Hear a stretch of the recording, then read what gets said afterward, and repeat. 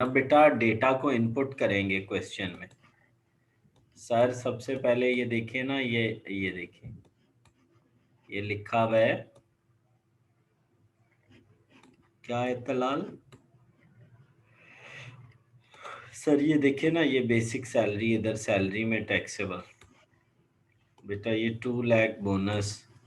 बेटे ये मैंने कहा था इसको सैलरी में लिख के और आगे डैश लगा देना, इसका no treatment. Conveyance allowance, sir ये देखें बेटा, हाउस रेंट अलाउंस, ये देखो बेटा, एजुकेशन अलाउंस। सर अगर फैसिलिटी होगी, आपने कल उसके बारे में बताया था कि अगर अपना ही इदारा होगा तो एग्जेम्प्टेड। बिल बेटा, अच्छा ये तलाल ऊपर नीचे क्यों लिखे हुए हैं? मैं अगर इनको एक जगह लिख दूं सर, कोई मसला नहीं है, आप लिख दें। बेटा एम्प्लॉय कंट्रीब्यूशन के आगे क्या लिखना है तलाल? सर ये पूरी लिख के ना इसके नीचे लिखना है, इस जगह पे लिखिएगा। सर ये पूरी लिख के ना इसके नीचे लिखना है, इस जगह पे अस्सलाम लिखिएगा। वालेकुम सर। जी वालेकुम अस्सलाम। जी जैनब, क्या हाल है सर, ठीक है? आई एम फिट जैनब बेटा। आई एम फिट जैनब बेटा। तो सर मैं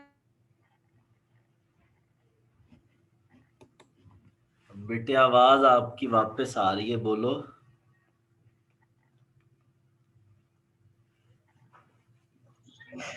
सर अब आ रही है आवाज? जी आ रही है बेटे। या तो सर मैं तो अभी रेडी नहीं हुई थी, मैंने तो समझा शायद आज 9 बजे ही होगी क्लास, तो मैंने तो काम खत्म ही नहीं किया था। कोई बात नहीं, कल बेटे कर कोई बात लेंगे। नहीं सर, इसकी रिकॉर्डिंग फिर आप मुझे भेज दीजिएगा तो वो मैं फिर खुद से ट्राई कर लूंगी। अच्छा चलो, खुद से अच्छा ट्राई चलो, करते हैं। खुद से कोई ट्राई बात करते हैं। नहीं कोई जैनब, बात अगर आप कल से फिर मैनेज करना। कल से फिर मैनेज करना। जी सर, कल से मैं 7 बजे रेडी हो जाऊंगी। कर लो बेटा, क्विट कर लो। कर लो बेटा, क्विक कर लो। जी ठीक है, थैंक यू सर। ओके बेटा।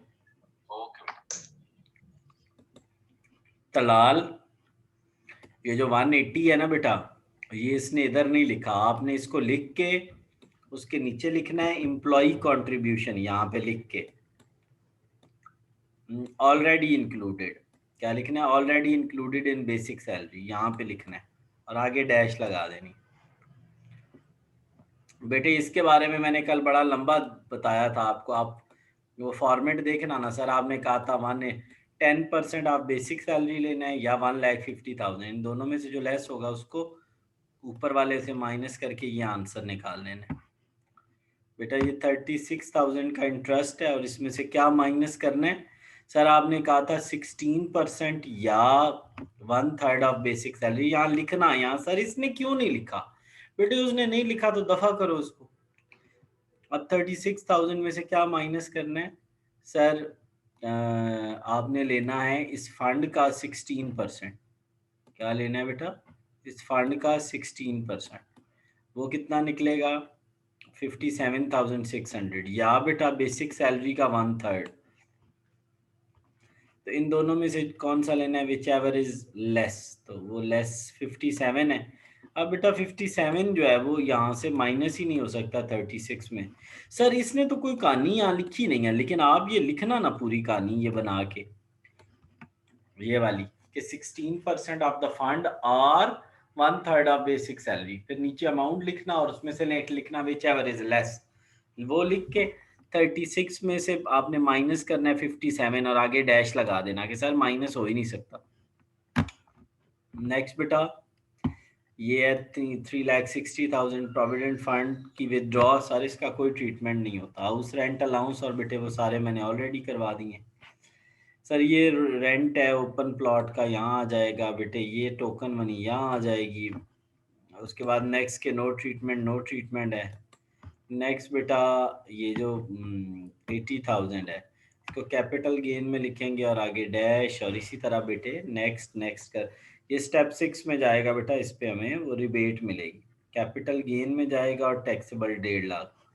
सर अदर सोर्सेज में जाएगा और बेटे ये क्या है जी हमारा? एग्रीकल्चर इनकम, तो बेटा 1 लाख की एग्जाम्प्ट हो जाएगी। बेटा सैलरी में जाएगा 88,000 और एग्जाम्प्ट हो जाएगा। ठीक है। हर एक को हमने अपनी अपनी जगह पे डाल दिया, अदर सोर्सेज में एग्जाम्प्ट बला। अब एक दफा मुझे एक चीज बताओ, इस क्वेश्चन में स्टेप कौन कौन से हैं? सर एक बात तो ये है कि इसमें स्टेप है 8, 6 और 1। 1 तो हर एक में होता है ना। चलो जी, तो अब ये याद रखना, कहीं लिख लिया करो साइड पे, हिफ्जा पेंसिल से लिख लिया करो कि स्टेप 1 है, 6 है और क्या है बेटा 8 है। ये स्टेप 1 में हम क्या करते हैं सर? स्टेप 1 में ये जो इनकम है इस पे हम टैक्स कैलकुलेट करते हैं स्लैब रेट से, हो गया।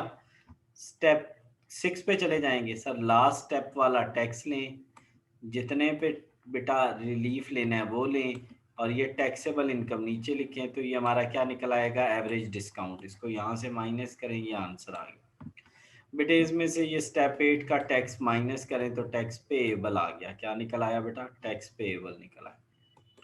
और बेटा लास्ट में एफटीआर है, तो आपने क्या करना है, जो गवर्नमेंट की स्कीम्स हैं उस पर 10% लेना है, तो लो 10% उस पे हैं, ऑलरेडी आप दे चुके हो। ये बेटे देखो ना तलाल, ये 35,000 रुपया इधर नीचे लिखा हुआ होगा, यहाँ पे होगा ये 35,000। इसका बेटा 10% लो तो वो ये बन जाएगा प्रॉफिट ऑन गवर्नमेंट सिक्योरिटीज। और क्रॉस वर्ड बजल्स पे बेटा कितना लेना है सर? उस पे भी लेना है कितने परसेंट? 10%। तो बेटे ये हमारा आंसर आ गया। किसी पॉइंट में कोई कंफ्यूजन है? सर नो सर, इजी है यार।